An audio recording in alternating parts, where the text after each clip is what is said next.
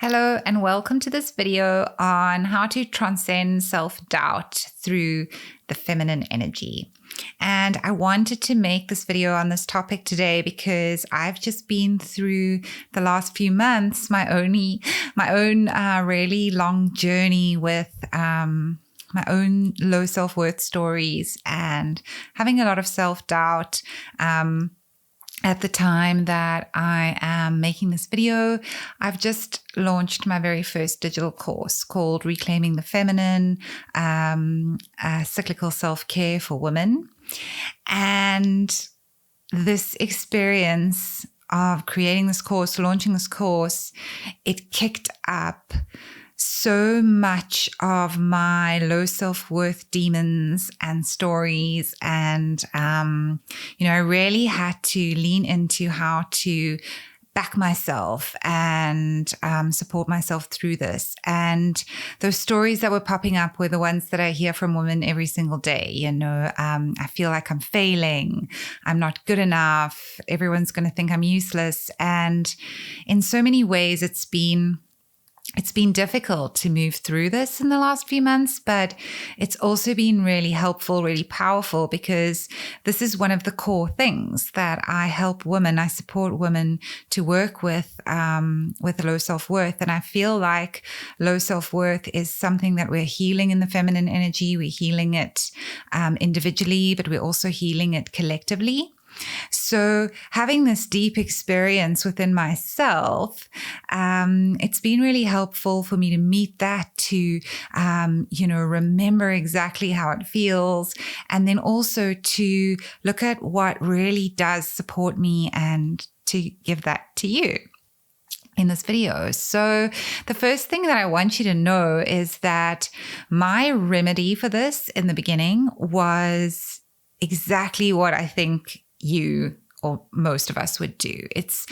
My conditioning is the same. And straight away, when these stories started rising up, I went into overgiving mode, doing. I really started to abandon my cyclical practices and my need for restoration and dropping into meditation. And I was really listening to my mind that all of my value, the way that I could fix this or the way that I could prove myself worthy was just to do more and give more and get more done. And, there was a point in time when I then realized what I was doing. And I started to really look at that. And interestingly, here I'm teaching a course on the value of cyclical living, on the value of returning to your spiritual practice of connecting with your higher mind, and then completely abandon that in the process of making the course. And then, really having to look at, okay, but what is really helpful for me? What is really supporting me right now? And I want to give you these three pillars that I return to that help me to get back on track. So the very, very first thing that I would suggest that you do if you are caught up in a low self-worth story, if you're struggling to live authentically, is to return to your body. Return your awareness to your body. So straight away, what I did was I committed time every single day where I'd give my body my undivided attention. So whether that was through, a few minutes breathing practice or a YouTube yoga session or, whatever it was, going for a run, making sure that I made time every single day to push all of my awareness into my body. And every single night before bed, I had a little evening routine where I would then track my cycle and record my energy levels for the day and my appetite and all of those cool things that you can put in your apps these days. So what that does for you guys is it helps you to slow things down, dropping your awareness out of your mind into your body. The body is a very earthy energy. It's a feminine energy. And so it allows everything to slow down. Your body's heavy. It's dense, right? So when you can slow things down, there's two sort of benefits that come from that. The first is that you will, number one, be able to support your body and listen to your body. And then in turn, your body can support you. So if you have your body's back, then your body can have your back, right? As soon as you start putting that restoration and that listening into your body can then give back to you what you need. So that's a major, major benefit of dropping into this body awareness. The second thing that helping you to slow down is that it helps you to recenter your awareness. Recenter your awareness so that you're not simply being swept away by the mind, and then you're able to become conscious of the thoughts that you're having, the self-doubt thoughts. You're able to bring that awareness to those thoughts. And this was the second pillar or the second epiphany that I had in this process. And, what is transcending low self-worth? What is healing low self-worth? And I think this really only dropped in for me in the making of this course fully, even though I've been coaching women into this for a year and I've been working with my own self-worth and authenticity for many years.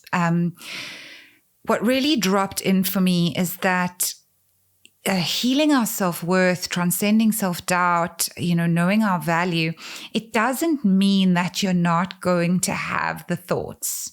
You're not going to have the fears.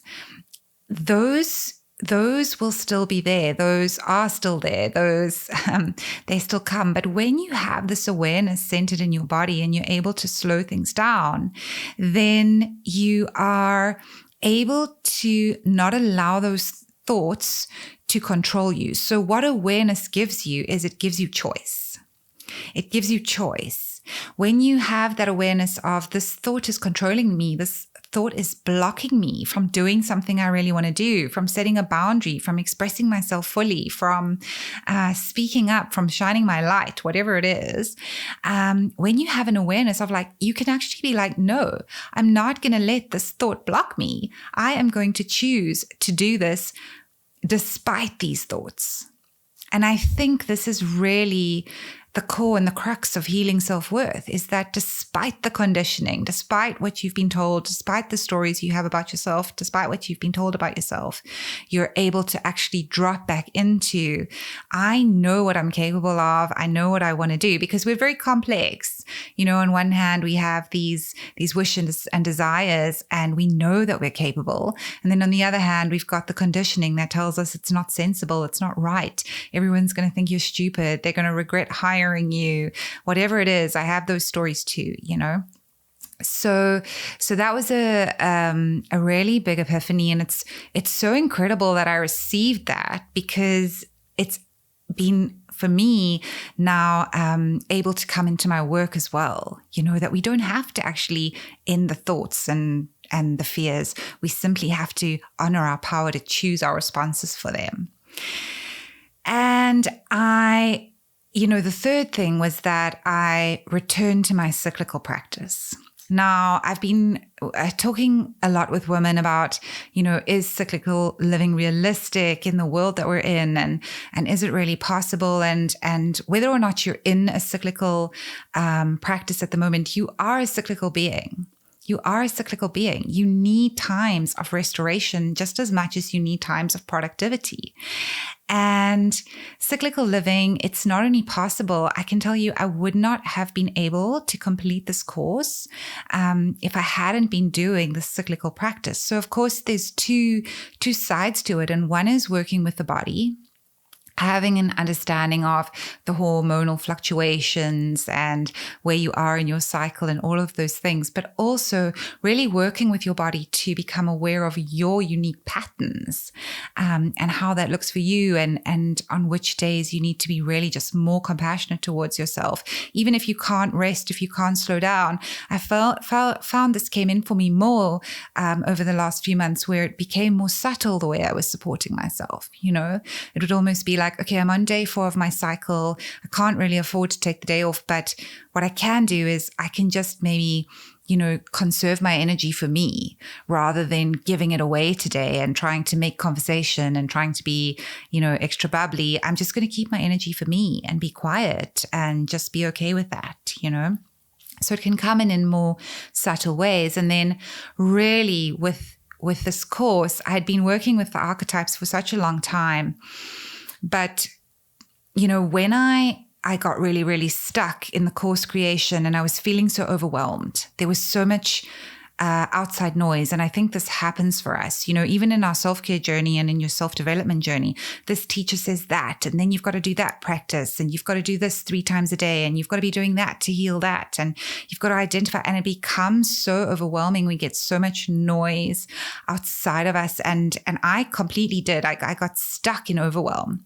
And I know that overwhelm, it's a separation from your truth. Overwhelm happens when you're trying to control everything with the mind. And I realized, okay, I'm white knuckling this. And I decided I wanted to really start doing in-depth work with my own inner archetypes to move through this, because I know the power of them. And I've done it before.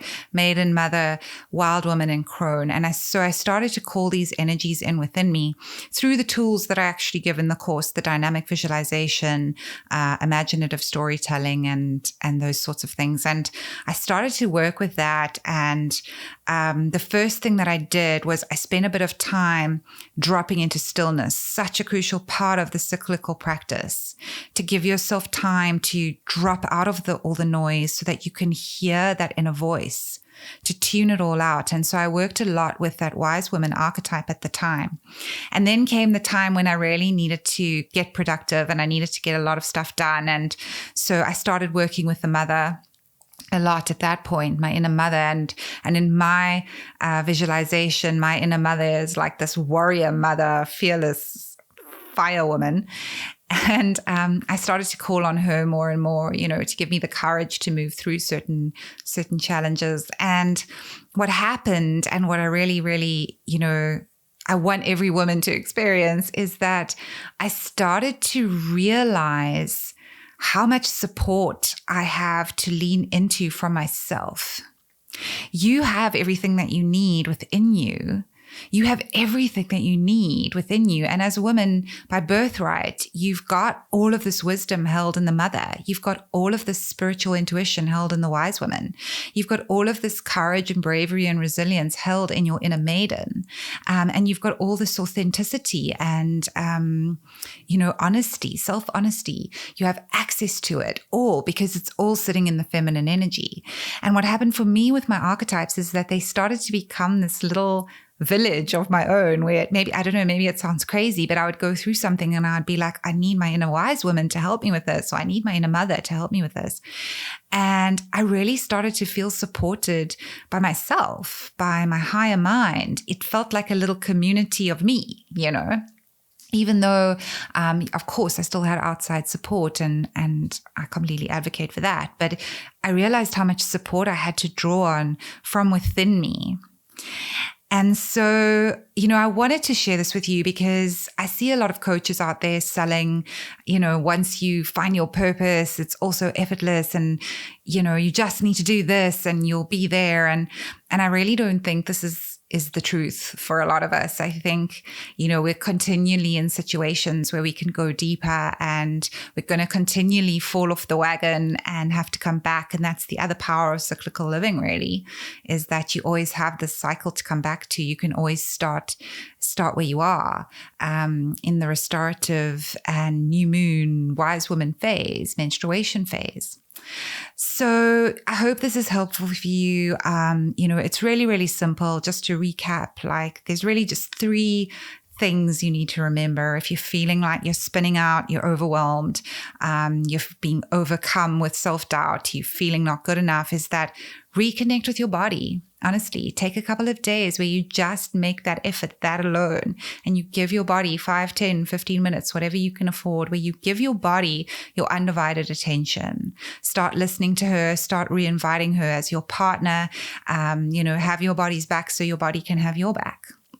Your second pillar is to know that every single time you make a choice to shift a behavior, to do something that's right for you, to put yourself first, despite the crazy thoughts that are telling you not to, that are telling you not worthy. Every single time you do that, you're taking a little self-worth healing step. Okay. And that's all you need to do, one little choice at a time. And then the third thing is, in whatever way this comes through to you, to acknowledge and to honor that you have so much support available from within you, from your higher mind, from your soul, from your inner voice, whatever you connect, from your inner archetypes, your maiden mother, wild woman, and crone. They're there. And all it takes is just that awareness again, that consciousness, that discipline to create the space to drown out everybody else's opinions, to drown out all the noise, and to come back to what is just the next thing that I need to do? What is going to be the most, the best way for me to spend the next moment, and the next one, and the next one? If you like this video, hit like or hit subscribe, or leave me a question or comment in the comments section. We'd love to hear from you. Until next time, much love.